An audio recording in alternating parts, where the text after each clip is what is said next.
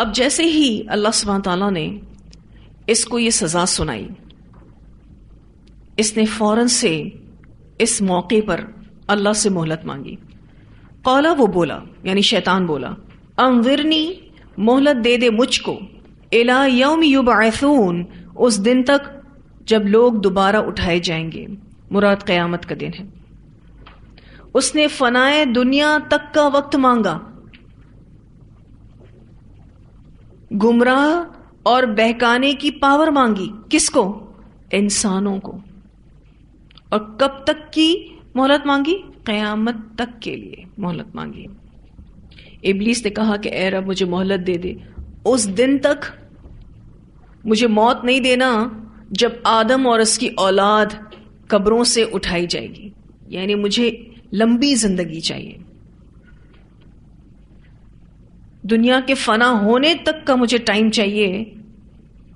اور ابلیس کا مقصد اس مہلت کے ساتھ صرف اور صرف اولاد آدم کی کثیر تعداد کو گمراہ کرنا تھا، تاکہ وہ حضرت آدم سے انتقام لے سکے. ابلیس کو یہ لگتا ہے کہ آدم علیہ السلام کی وجہ سے وہ اللہ کی رحمت سے دور کر دیا گیا، تو اللہ سبحانہ تعالیٰ نے اسے مہلت دے دی. قال، فرمایا، انکا، بے شک تو، من المنظرین، مہلت دیے جانے والوں میں سے ہے. اللہ تعالیٰ نے اسے مہلت دے دی کہ ٹھیک ہے، قیامت تک تجھے زندگی دی، تجھے پاور دیا انسانوں کو گمراہ کرنے کا، بہکانے کا، وسوسہ ڈالنے کا، بس صرف اتنا ہی پاور دیا ہے. کسی انسان سے غلط کام کروانے کا پاور شیطان کے پاس نہیں ہے.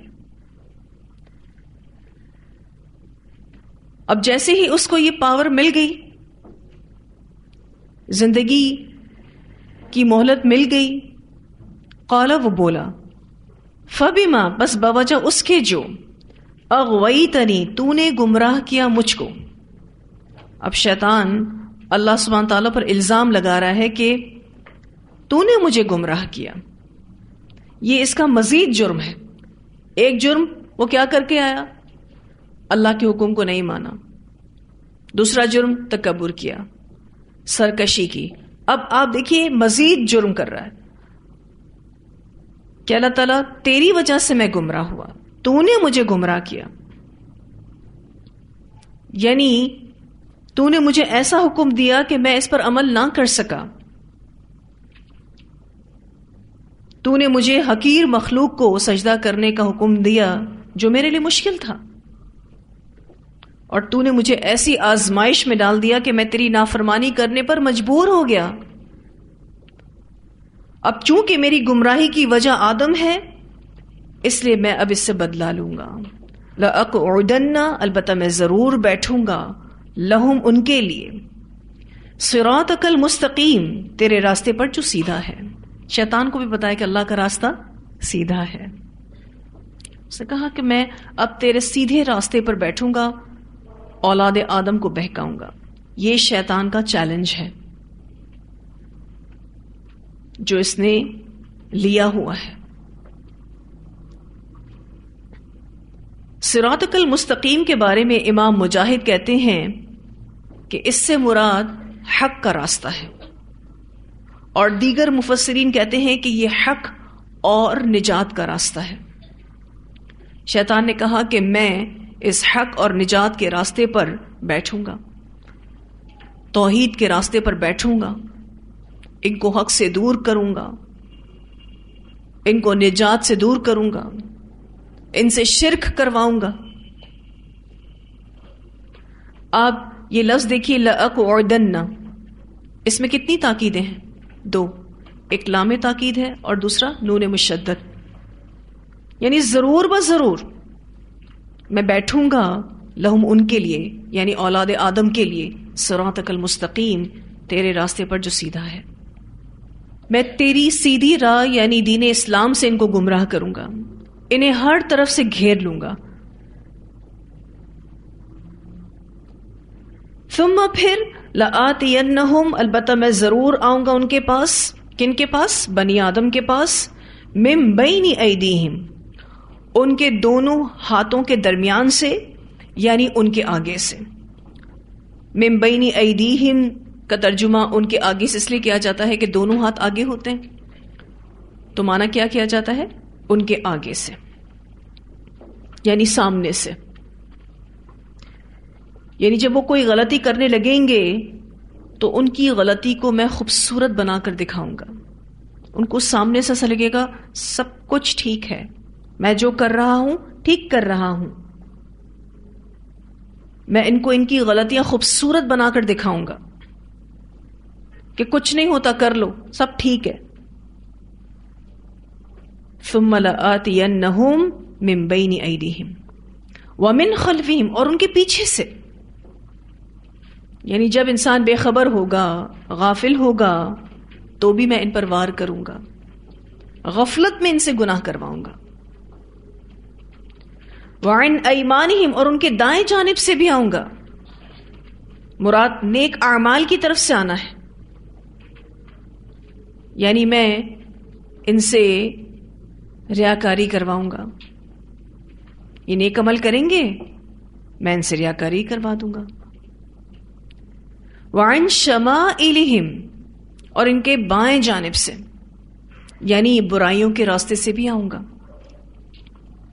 وَلَا تَجِدُ أَكْثَرَهُمْ، اور نہ تو پائے گا ان میں سے اکثر کو شاکرین، شکر گزار. تو اکثریت کو ناشکرا پائے گا. یہ چیلنج کیا شیطان نے. اس نے کہا کہ اللہ تعالیٰ میں تیری سیدھی راہ پر بیٹھوں گا، انہیں ہر طرف سے گھیر لوں گا، بھلائی سے روکوں گا اور برائی کو خوبصورت بنا کر پیش کروں گا تاکہ وہ سرکشی پر اتر آئیں. اور پھر نتیجہ یہ ہوگا کہ ان میں سے اکثر لوگ ناشکری کریں گے، تیری عبادت نہیں کریں گے، عقیدہ توحید پر قائم نہیں رہیں گے. اب آپ دیکھیے کہ خیر اور شر دونوں راستوں پر یہ شیطان بیٹھا ہے. خیر کے راستے پر بیٹھ کر خیر سے روک رہا ہے، اور شر کے راستے پہ بیٹھ کر شر ان کی نظروں میں پسندیدہ بنا رہا ہے کہ آؤ شر کی طرف، شر کو اختیار کرو، اس کی ترغیب دیتا ہے. اس آیت کو ابن عباس بہت اچھے سے ایکسپلین کرتے ہیں. ابن عباس چونکہ مفسر صحابہ میں سے ہیں، اور جب کبھی آپ ان کی بتائی ہوئی کسی بھی مراد کو پڑھتے ہیں تو تفسیر بہت اچھے سے کلیئر ہو جاتی ہے. علی بن ابو طلحہ نے حضرت ابن عباس سے روایت کیا ہے کہ ثم لآتینہم من بین ایدیہم میں آگے سے آنے کے معنی یہ ہے کہ میں انہیں آخرت کے بارے میں شک میں مبتلا کر دوں گا. یہ ابن عباس نے معنی بتایا کس کا؟ من بین ایدیہم، کہ آخرت کے بارے میں شک میں مبتلا کر دوں گا. اب آپ دیکھیں تو آخرت سامنے ہے، آگے ہے، آنے والی ہے. اور ومن خلفہم میں پیچھے سے آنے کے معنی یہ ہے کہ میں انہیں دنیا کی محبت میں مبتلا کر دوں گا. دنیا چونکہ پیچھے ہے، ہم اسے پیچھے چھوڑتے جا رہے ہیں، تو یہ شیطان دنیا کی محبت میں مبتلا کر دے گا. اور وعن ایمانہم میں دائیں طرف سے آنے کے معنی یہ ہے کہ میں ان پر دین کے معاملے کو مشتبہ کر دوں گا، ان کو دینی اعتبار سے کنفیوژن کا شکار کر دوں گا. یہ دین میں شک و شبہ کرتے رہیں گے. اور وعن شمائلہم میں بائیں طرف سے آنے سے مراد یہ ہے کہ میں گناہوں اور نافرمانیوں کی خواہش ان میں پیدا کر دوں گا. بائیں طرف سے آنا یہ ہے کہ وہ گناہوں اور نافرمانیوں کی خواہش دل میں پیدا کرے گا. یہ چاروں معنی ابن عباس نے بتائے ہیں. تفسیر طبری میں آتے ہیں. اب آپ دیکھیں تو شیطان نے انسان کو چاروں طرف سے گھیرا ہوا ہے، لیکن دو راستے ابھی بھی کھلے ہیں، اوپر کا اور نیچے کا. اوپر کے راستے کے بارے میں تو ابن عباس فرماتے ہیں کہ شیطان نے یہ نہیں کہا کہ میں ان کے اوپر سے بھی آؤں گا، اس لیے کہ اوپر سے تو رحمت نازل ہوتی ہے، اور پھر یہ کہ اوپر کا راستہ کھلا ہے، یعنی دعاؤں کا راستہ. آپ اللہ سے دعا کریں تو اللہ تعالیٰ آپ کو شیطان سے محفوظ رکھے گا. پھر یہ کہ نیچے کا راستہ بھی کھلا ہے، یعنی نماز میں سجدے کا راستہ، کہ جب آپ سجدے کی حالت میں ہوتے ہیں، اور سجدہ نماز میں بہترین حالت ہے اور یہ عاجزی کی علامت بھی ہے، جب آپ سجدے کی حالت میں ہوتے ہیں تو آپ شیطان سے بچ جاتے ہیں، اللہ تعالیٰ آپ کو اس کے شر سے محفوظ رکھتا ہے. تو یہ دو راستے کھلے ہیں، اوپر کا اور نیچے کا. آیت کے اس حصے کو سمجھنے کے لیے ایک روایت آتی ہے. سیدنا صبرہ بن ابی الفاقہ رضی اللہ تعالیٰ عنہ بیان کرتے ہیں کہ میں نے رسول اللہ صلی اللہ علیہ وسلم کو یہ بیان فرماتے ہوئے سنا، بلا شبہ شیطان ابن آدم کے لیے اللہ کے راستوں پر بیٹھ جاتا ہے، وہ اسلام کے راستے پر بیٹھ جاتا ہے اور ابن آدم سے کہتا ہے کہ کیا تو اسلام قبول کر کے اپنے دین کو، اپنے آبا و اجداد کے دین کو اور اپنے باپ کے آبا و اجداد کے دین کو چھوڑ رہا ہے؟ مگر ابن آدم اس کی نافرمانی کرتے ہوئے اسلام کو اختیار کر لیتا ہے. یعنی جب ابن آدم اسلام قبول کرنے والا ہوتا ہے تو شیطان آ کے اس کو کیا کہتا ہے؟ تو اپنے دین کو، اپنے فادرز کے دین کو چھوڑ دے گا. مگر ابن آدم کیا کرتا ہے؟ شیطان کی نافرمانی کرتے ہوئے اسلام کو اختیار کر لیتا ہے. پھر اسی طرح شیطان راہ ہجرت پر بیٹھ جاتا ہے. اس کو پتا ہے کہ اسلام قبول کرنے کے بعد اب یہ مومن بندہ ہجرت کرے گا، تو وہ اس کی راہ ہجرت پر بیٹھ جاتا ہے اور مسلمان سے کہتا ہے کہ کیا تو ہجرت کر کے اپنی زمین اور اپنے آسمان کو چھوڑ رہا ہے؟ کیونکہ ابتدائی مسلمانوں نے یہ والی ہجرت کی کہ دارالکفر کو چھوڑا اور دارالاسلام کی طرف گئے. آج بھی ہجرت ہے، اپنے گناہوں کو چھوڑ کر نیکیوں کی طرف آنا، اپنی بری عادتوں کو چھوڑ کر اچھی عادتوں کی طرف آنا. اب جب مومن بندہ راہ ہجرت کرتا ہے تو یہ شیطان اس کی راہ میں آ کر بیٹھ جاتا ہے. مہاجر کی مثال تو گھوڑے کی سی ہے کہ جس کی رسی کو دراز کر دیا گیا ہو. جو مہاجر ہوتا ہے اس کی مثال ایسے ہے کہ جیسے کسی گھوڑے کی رسی کو دراز کر دیا گیا ہو.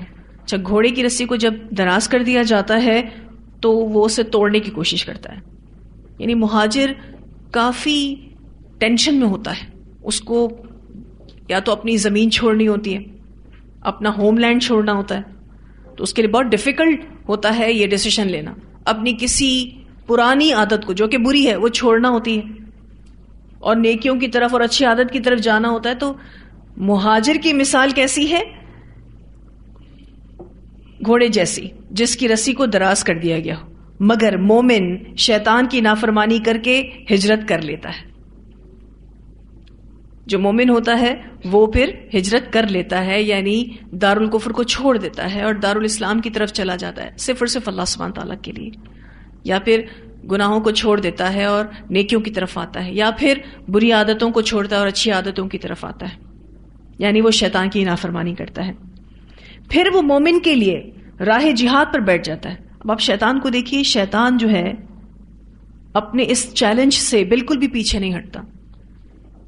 ایک ٹاسک میں اگر اس کو کامیابی نہیں ملی تو نیکسٹ ٹاسک کی طرف جاتا ہے. اب وہ اس کی راہ جہاد پر بیٹھ جاتا ہے اور اسے کہتا ہے یہ تو بس نفس اور مال کی مشقت ہے. یہ جہاد کیا ہے؟ صرف نفس اور مال کی مشقت ہے. سو اگر تو جنگ کرے گا تو مارا جائے گا، پھر تیری بیوی سے کوئی دوسرا نکاح کر لے گا اور تیرا مال تقسیم کر لیا جائے گا. یعنی آپ دیکھیے کہ کیا کیا باتیں دل میں ڈال رہا ہے کہ تو جب مر جائے گا جنگ میں جا کے تو تیری بیوی سے تو کوئی دوسرا نکاح کرے گا، تیرا مال تو تقسیم کر لیا جائے گا. مگر مرد مومن شیطان کی نافرمانی کرتے ہوئے جہاد کرتا ہے. رسول اللہ صلی اللہ علیہ وسلم نے فرمایا جو مسلمان یہ کام کرتے ہوئے فوت ہو جائے تو اللہ تعالیٰ پر یہ حق ہے کہ وہ اسے جنت میں داخل کرے، یا اگر شہید ہو جائے تو اللہ تعالیٰ پر یہ حق ہے کہ وہ اسے جنت میں داخل کرے. اگر غرق ہو جائے تو اللہ تعالیٰ پر یہ حق ہے کہ وہ اسے جنت میں داخل کرے. اگر اس کی سواری اس کو گرا دے اور وہ فوت ہو جائے تو بھی اللہ تعالیٰ پر یہ حق ہے کہ وہ اسے جنت میں داخل کر دے. اسے مسند احمد نے روایت کیا ہے. شیطان ہر راستے پر بیٹھا ہے، ہر راستے پر. اور آپ دیکھیے کہ سامنے سے، پیچھے سے، دائیں سے، بائیں سے، سب جگہ سے وار کرتا ہے. کوئی سمت اس نے آس پاس کی نہیں چھوڑی. یہ اللہ کا خاص کرم ہے کہ اوپر اور نیچے سے اللہ اس کو نہیں آنے دیتا. دو راستے اللہ تعالیٰ نے ہمارے لیے کھلے رکھے ہیں. اس لیے نبی اکرم صلی اللہ علیہ وسلم شیطان سے بچنے کی دعائیں کیا کرتے تھے. ایک روایت آتی ہے، سیدنا عبداللہ بن عمر رضی اللہ عنہما بیان کرتے ہیں کہ رسول اللہ صلی اللہ علیہ وسلم ہمیشہ صبح اور شام ان کلمات کو پڑھا کرتے تھے اور کبھی ان کے پڑھنے میں ناغہ نہیں کرتے تھے. وہ کلمات یہ ہیں: اللہم انی اسألک العفو والعافیہ فی الدنیا والآخرہ، اللہم انی اسألک العفو والعافیہ فی دینی و دنیای و اہلی و مالی، اللہم استر عوراتی و آمر روعاتی، اللہم احفظنی من بین یدی ومن خلفی وعن یمینی وعن شمالی ومن فوقی واعوذ بعظمتک ان اغتال من تحتی. اے اللہ میں تجھ سے دنیا اور آخرت میں خیر و عافیت کا سوال کرتا ہوں. اے اللہ میں تجھ سے معافی چاہتا ہوں اور اپنے دین میں اور دنیا میں اور اپنے اہل میں اور مال میں عافیت اور سلامتی چاہتا ہوں. اے اللہ تو میرے عیوب کی پردہ پوشی فرما اور میرے خوف اور پریشانی کو امن سے بدل دے. اے اللہ تو میری حفاظت فرما، میرے آگے سے بھی اور پیچھے سے بھی اور میری دائیں طرف سے بھی اور میری بائیں طرف سے بھی اور میرے اوپر سے بھی. اور میں تیری عظمت کی پناہ لیتا ہوں اس بات سے کہ میں اپنے نیچے کی طرف سے اچانک کسی مصیبت میں ڈال دیا جاؤں. اسے مسند احمد نے روایت کیا ہے. رسول اللہ صلی اللہ علیہ وسلم صبح و شام ان کلمات کو پڑھا کرتے تھے اور کبھی ان میں ناغہ نہیں کرتے تھے. ہم صبح و شام اس کو پڑھتے ہیں الحمدللہ.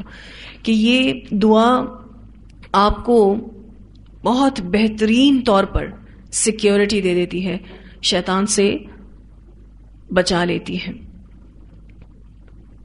پھر آپ دیکھیے کہ آخر میں یہ شیطان کا یہ کہنا وَلَا تَجِدُ أَكْثَرَهُمْ شَاكِرِينَ، اور نہ تو پائے گا ان میں سے اکثر کو شکر گزار، یعنی اکثریت ناشکروں کی ہوگی. شاکرین سے مراد یہاں پر توحید پر چلنے والے ہیں، اور یہ معنی ابن عباس بتاتے ہیں. یہاں شیطان کا یہ کہنا کہ اکثریت کو آپ شکر گزار نہیں پاؤ گے، یعنی اکثریت کو آپ شرک کرنے والا پاؤ گے. ابلیس نے یہ بات گمان کی وجہ سے کہی تھی، مگر حکمت الہی دیکھیے کہ ابلیس کا یہ ظن اور وہم واقع کے مطابق ہو گیا. یعنی یہی واقع ہوا کہ انسان کی اکثریت شیطان کی اتباع کر رہی ہے اور شرک میں مبتلا ہو رہی ہے. زیادہ تر لوگ جو ہیں وہ شیطان کے پیچھے چل رہے ہیں.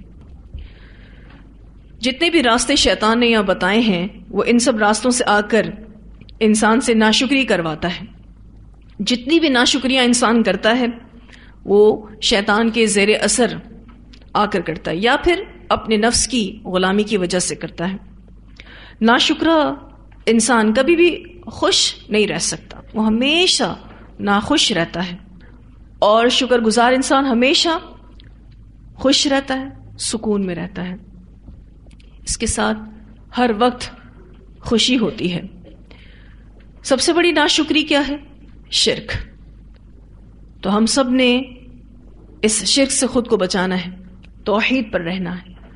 دوسرا، لوگوں کے ساتھ ناشکری کرنا، اور اسپیشلی ہم خواتین اگر دیکھیں تو عورتوں کی ناشکری جس کی وجہ سے وہ جہنم میں کثرت سے جائیں گی وہ ہے شوہر کی ناشکری. وہ بھی شیطان کی باتوں میں آ کر ناشکریاں کر جاتی ہیں.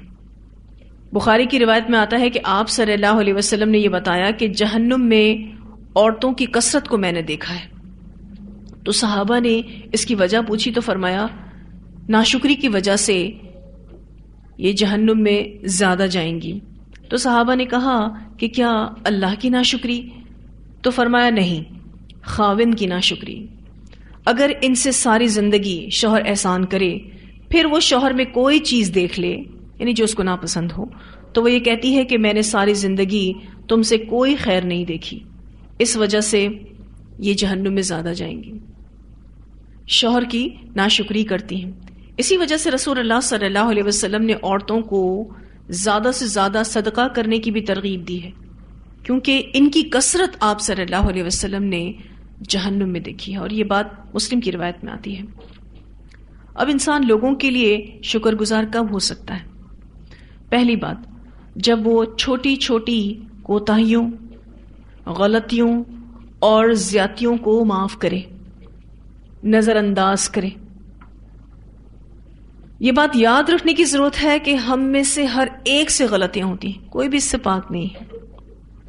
آج اگر کسی نے آپ کی کوئی حق تلفی کر دی ہے، کسی حقوق میں کمی کر دی ہے، تو ممکن ہے کہ ہم بھی دوسرے کے حقوق میں کوئی کمی کر گئے ہوں، کیونکہ ہم بھی غلطیاں کر جاتے ہیں۔ اس لیے درگزر سے کام لینا ہی بہتر ہے۔ شیطان ضرور ایسی باتیں دلوں میں ڈالتا ہے کہ الگ ہو جانے میں ہی بہتری ہے، لیکن الگ ہو کر مسائل اور بڑھ جاتے ہیں۔ آپ دیکھیے تو ازدواجی زندگی کی کامیابی بھی اسی میں ہے کہ ایک دوسرے کے لیے شوہر اور بیوی شکر گزار رہیں، ہر زوج ایک دوسرے کے عیبوں کے ساتھ قبول کرے۔ شیطان کا سب سے بڑا حملہ شوہر اور بیوی پر ہوتا ہے نا، وہ چاہتا ہے کہ گھروں میں بے سکونی ہو، شوہر بیوی کے درمیان مس انڈرسٹینڈنگز پیدا ہوں۔ پھر حل کیا ہے کہ انسان اپنا دل بڑا کر لے، اونچ نیچ کو برداشت کر لے، اختلافات کے ساتھ جینا سیکھے، اگنور کرے، نظر انداز کرے، تبھی یہ گھر چل سکتے ہیں، تبھی لوگوں کے ساتھ معاملات خوبصورت ہو سکتے ہیں۔ ورنہ شیطان اتنا فتنہ اور فساد پیدا کرنے کی بات کو دل میں ڈالتا ہے کہ اگر انسان اس کی بات کو سن لے، اس وسوسے کو لے لے، تو سارے معاملات خراب ہو جاتے ہیں۔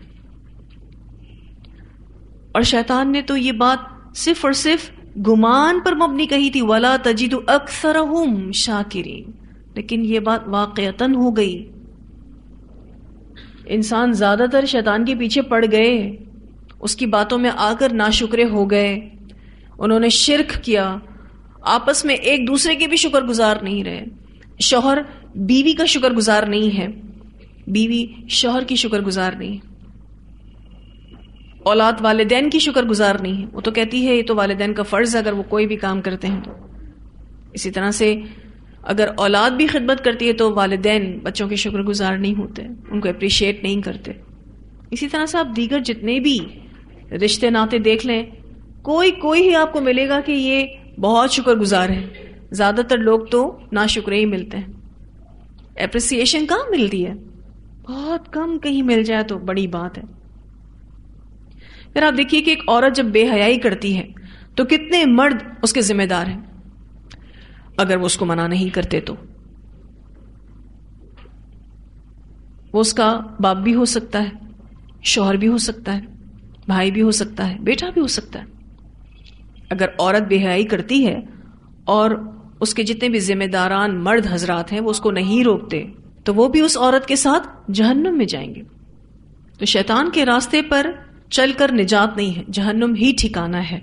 اللہ سبحانہ تعالیٰ نے یہاں پر شیطانی چالوں کے حوالے سے بتا دیا۔ آگے اللہ تعالیٰ فرماتے ہیں قال اخرج منہا، فرمایا نکل جا اس میں سے، مذءومن مذمت کیا ہوا، مدحورا رحمت سے دور کیا ہوا، یعنی اللہ تعالیٰ نے اس کو ذلیل کیا اور اس سے ناراض ہو گیا، اس کو اپنی رحمت سے دور کر دیا۔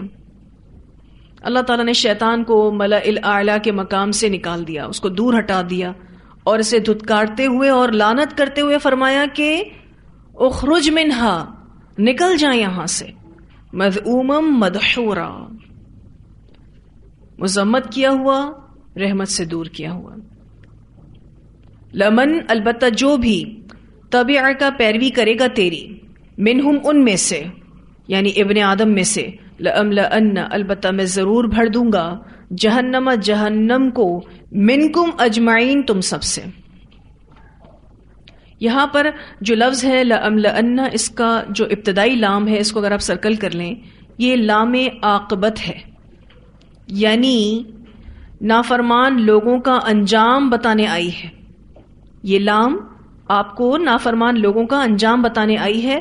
اللہ تعالیٰ فرماتے ہیں کہ اگر انسان تیری یعنی شیطان کی پیروی کریں گے تو میں نتیجتاً ان کو جہنم میں ڈالوں گا۔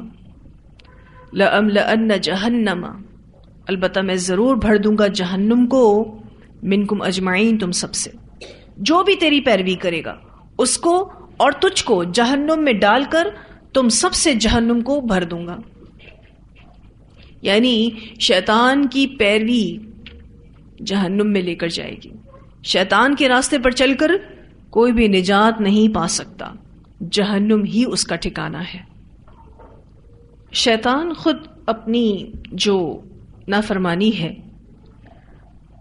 اس پر اکثر پریشان ہوتا ہے۔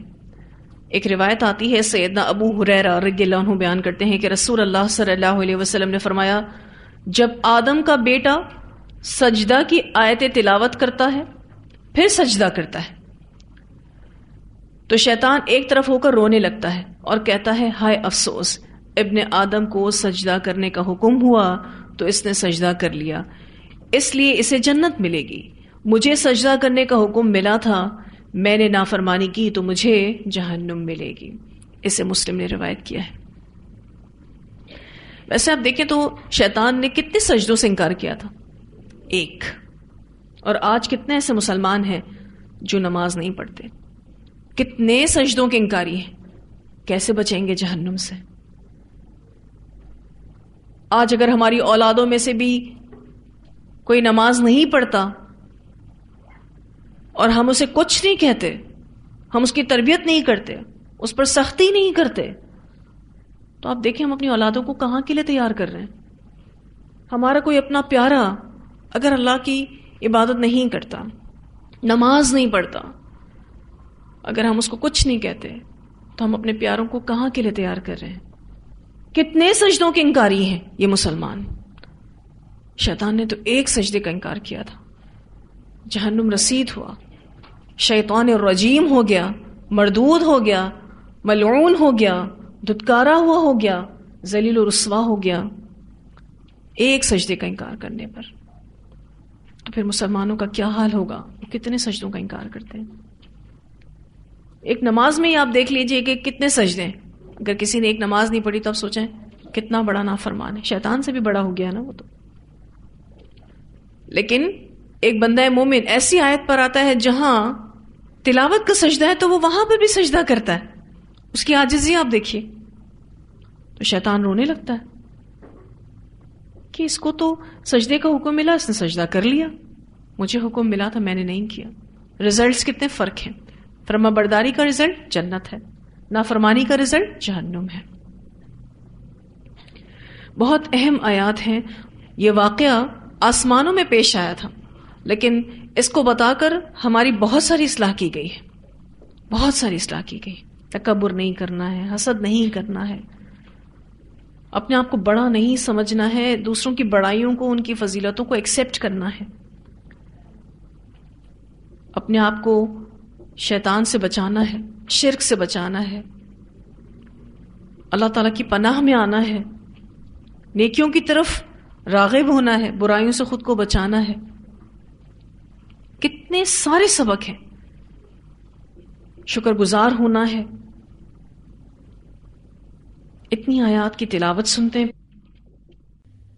وَلَقَدْ خَلَقْنَاكُمْ ثُمَّ صَوَّرْنَاكُمْ ثُمَّ قُلْنَا لِلْمَلَائِكَةِ اسْجُدُوا لِآدَمَ فسجدوا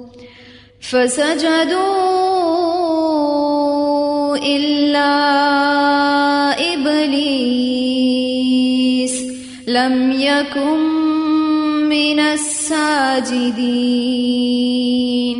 قال ما منعك ألا تسجد إذ أمرتك قال أنا خير منه خلقتني من نار وخلقته من طين قال فاهبط منها فما يكون لك أن تتكبر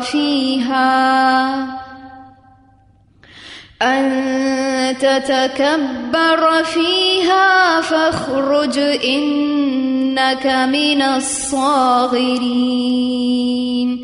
قال أنظرني إلى يوم يبعثون قال إنك من المنظرين قال فبما أغويتني لأقعدن لهم صراطك المستقيم ثم لآتينهم من بين أيديهم ومن خلفهم وعن أيمانهم وعن شمائلهم ولا تجد أكثرهم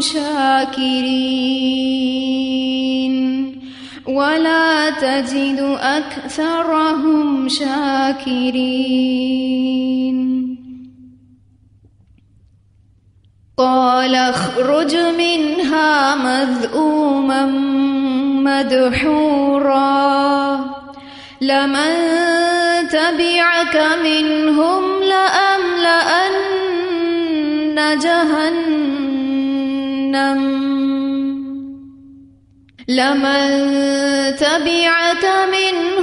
لأملأن جهنم منكم أجمعين.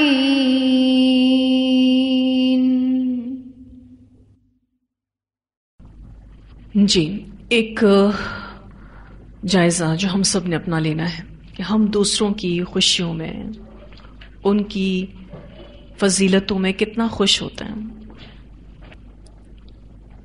اللہ تعالیٰ نے اگر کسی کو عہدہ بڑھا دیا ہے، اولاد زیادہ دی ہے، مال زیادہ دیا ہے، کوئی صلاحیت زیادہ دی، ہم کتنا خوش ہوتے ہیں. اگر ہم کسی سے حسد محسوس کرتے ہیں، کسی سے جلتے ہیں، تو یہ شیطانی روش ہے. دوسروں کو دیکھ کر خوش ہونا، اللہ کی رضا میں راضی رہنا، یہ ایک بندہ مومن کا کردار ہے. اس اعتبار سے ہم نے اپنے آپ کو چیک کرنا ہے، کبھی بھی خود کو شیطانی روش پر چلنے نہیں دینا. ایسا نہیں ہے کہ آپ کو حسد محسوس نہیں ہوگا، حسد محسوس ہوتا ہے، لیکن اس کو کنٹرول کرنا پڑتا ہے. ایسا نہیں ہے کہ انسان کبھی ناشکری نہیں کرتا، کر جاتا ہے، لیکن جیسے اس کو احساس، اس کو فوراً سے اپنی اس ناشکری کی زیادہ سے زیادہ معافی مانگنی چاہیے، کیونکہ ناشکری اللہ تعالیٰ کی حق تلفی ہے، کبھی بھی نہیں کرنی چاہیے. اور آپ دیکھیے کہ جب آپ اللہ کا شکر ادا کرتے ہیں، ایک بار صرف اور صرف الحمدللہ پڑھتے ہیں. پچھلی کلاس میں ہم نے پڑھا تھا کہ ایک بار الحمدللہ کہنا میزان کو بھر دیتا ہے. وہ میزان جس میں ساتوں آسمان، زمین سب سمو جائیں، کافی ہے وہ میزان اس کے لیے. ایک بار اب الحمدللہ کہتے ہیں اور وہ میزان بھر جاتا. آپ دیکھیے کیسا کلمہ شکر ہے، کیسا کلمہ تعریف ہے یہ. اور یہ خاص اللہ تعالیٰ کا رحم و کرم ہے ہم پر کہ اس ایک کلمے سے اللہ ہمارے میزان کو بھر دیتا ہے، ورنہ ہم ساری زندگی بھی نیک عمل کرتے رہیں تو میزان کو بھرنے کے لیے وہ ہمارا عمل کافی نہیں ہوگا. یہ اللہ کا سراسر احسان ہے ہم پر. کیوں نہ پھر اللہ کے بھرپور طریقے سے شکر گزار رہیں. ہم نیت کرتے ہیں، توفیق تو اللہ دیتا ہے، شکر ادا کرنے کی بھی توفیق اللہ دیتا ہے. پھر اپنے جو قیمتی رشتے ہیں ان کے بھی شکر گزار رہیں. کوئی آپ کی شکر گزاری کرتا ہے یا نہیں کرتا، آپ کو کوئی اپریشیٹ کرتا ہے یا نہیں کرتا، اٹس ناٹ یور بزنس، یہ آپ کا کام نہیں ہے. اس میں پریشان نہ ہوں. آپ دیکھیں آپ اور میں کیا کر رہے ہیں. ہم کتنے شکر گزار ہیں. ہم اپنے شوہروں کے کتنے شکر گزار ہیں. ہم اپنی اولادوں کے کتنے شکر گزار ہیں. ہم اپنی بہوؤں کے کتنے شکر گزار ہیں. ہم اپنی بیٹیوں کے کتنے شکر گزار ہیں. جو بھی قیمتی رشتہ دار اللہ تعالیٰ نے ہمیں دے رکھے, اور ہر رشتہ قیمتی ہے, ہر رشتہ قیمتی ہے. جن کو ہم ویلیو نہیں کرتے عمومی طور پر, آپ رشتے ناتوں کی قدر و قیمت ان سے پوچھیں جس کا کوئی بھی اس دنیا میں نہیں, اس سے پوچھیں. آج ہمیں یہ رشتے ٹینشن محسوس ہوتے ہیں, اور ٹینشن کیوں محسوس ہوتے ہیں؟ کیونکہ ان رشتوں میں اپریسیشن نہیں ہے, شکر گزاری نہیں ہے.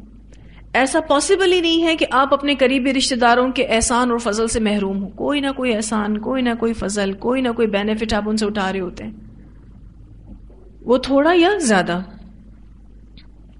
ہو سکتا ہے. اور اگر آپ زیادہ فائدہ مند ہیں دوسروں کے لیے تو اس پر بھی اللہ کا شکر ادا کریں کہ اللہ تعالیٰ نے آپ کو نیکی کی کنجی بنایا ہے. جو لوگ زیادہ بینیفیشل ہوتے ہیں دوسروں کے لیے وہ نیکی کی کنجی ہیں, اور کچھ لوگ بدی کی کنجی ہوتے ہیں, برائی کی کنجی ہوتے ہیں. چابی سے دروازہ کھلتا ہے نا. جو لوگ نیکی کی کنجی ہیں وہ اپنے لیے کس کے دروازے کھولتے ہیں؟ نیکیوں کے دروازے کھولتے ہیں. اور جو بدی کی کنجی ہیں وہ اپنے لیے برائیوں کے دروازے کھولتے ہیں. چوائس تو ہماری اپنی ہے نا کہ ہم نے کن میں ہونا ہے.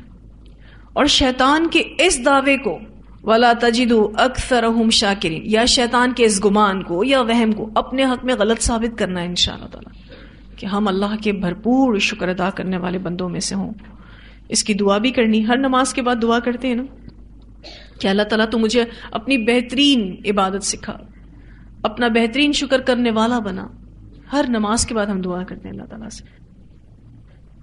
یہ جو شیطان کی بات آئی تھی کہ اس نے تکبر کیا, اللہ سبحانہ تعالیٰ نے ہماری کتنی رہنمائی کی ہے قرآن پاک میں کہ تکبر کرنے والا جنت میں نہیں جا سکتا. حدیث میں بھی یہ بات آتی ہے. مسلم کی روایت میں آتا ہے کہ اگر کسی کے دل میں رائی کے دانے کے برابر بھی تکبر ہوگا تو وہ جنت میں نہیں جا سکتا. اس کے علاوہ ایک اور روایت میں آتا ہے کہ رسول اللہ صلی اللہ علیہ وسلم نے فرمایا, عزت اس کی یعنی اللہ کی ازار ہے یعنی نیچے کی چادر ہے, اور کبریائی اس کی ردا یعنی اوپر کی چادر ہے. اللہ تعالیٰ فرماتا ہے جو مجھ سے یہ چھیننے کی کوشش کرے گا میں اسے عذاب دوں گا. اسے بھی مسلم نے روایت کیا ہے. اب آپ ان دونوں روایات کو دیکھیں تو اس میں تکبر کی کتنی نفی کی گئی ہے, مذمت کی گئی ہے کہ تکبر کو کسی صورت اپنے اندر نہیں آنے دینا, نہ قول میں نہ عمل میں. کیونکہ اگر رائی کے دانے کے برابر, رائی کتنی چھوٹی سی ہوتی ہے, اس کا دانہ کتنا چھوٹا سا ہوتا ہے, اگر اتنا بھی کسی کے دل میں تکبر ہے اللہ اس کو جنت میں نہیں ڈالے گا. اور آپ شیطان کی اس ایگزامپل سے سمجھ سکتے ہیں کہ شیطان نے جو تکبر کیا انا خیر من, تو اللہ تعالیٰ نے اس کو جہنم رسید کر دیا. اور آپ یہ بھی دیکھیے کہ الفاظ کیا استعمال ہوئے ہیں, انک من الصاغرین, تو چھوٹا بننے والوں میں سے ہے, تو ذلیل ہونے والوں میں سے ہے. تو اپنے آپ کو بڑا سمجھتا ہے, تو بڑا نہیں ہے, دراصل تو سب سے چھوٹا ہے. جب کبھی اپنی بڑائی دل میں آنے لگے نا تو انسان کو یہ سوچنا چاہیے کہ میں اب خود کو بڑا سمجھ رہی ہوں, اور اگر میں اپنے آپ کو بڑا سمجھ رہی ہوں تو پھر تو میں سب سے چھوٹی ہوں, کیونکہ بڑا تو صرف اور صرف اللہ ہے اور کوئی نہیں. اس لیسن کو انشاءاللہ ہم اگلی کلاس میں مکمل کریں گے. وآخر دعوانا الحمد للہ رب العالمین. سبحانک اللہم وبحمدک نشہد ان لا الہ الا انت نستغفرک ونتوب الیک. السلام علیکم ورحمۃ اللہ وبرکاتہ.